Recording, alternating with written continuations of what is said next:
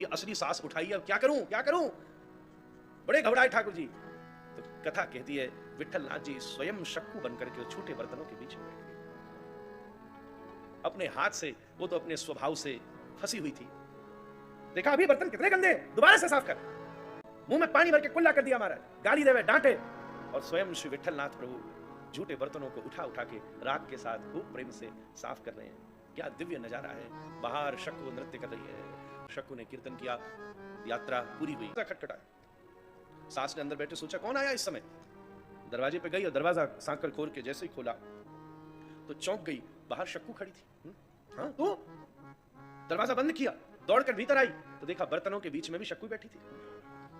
हाँ फिर दौड़कर बाहर गई, दरवाजा खोला तो फिर बाहर शक्कू खड़ी थी। फिर बंद करके भीतर आई तो देखा बर्तनों के बीच में फिर शक्कू बैठी थी। बेहोश होकर गिर पड़ी, समझ में ही नहीं आया ये एक दो कहां से हो गई। दरवाजे के बाहर शक्कू एकदम घबराती भीतर आई, मेरी सास क्या बावड़ी कैसे हो गई, क्या हुआ इसे। भीतर आकर देखा तो सास भूमि पर गिरी थी। नजर उठा के अंदर देखा तो शक्कू को तो देखा उन बर्तनों के बीच में अपना किरीट धारण किए और बड़े बड़े मछली के आकार वाले मकराकृत कुंडलों को पहने हुए स्वयं श्री हरि विठला पांडुरंगा पांडुरंगा पांडुरंगा साक्षात श्री पंडरीनाथ प्रभु बैठे थे। भैया जैसे ही शक्कू ने बर्तनों के बीच में अपने हरि का दर्शन किया तो दोनों आंखों पर हाथ धर के आंख बंद कर, ऐसे नहीं देख सकती आप।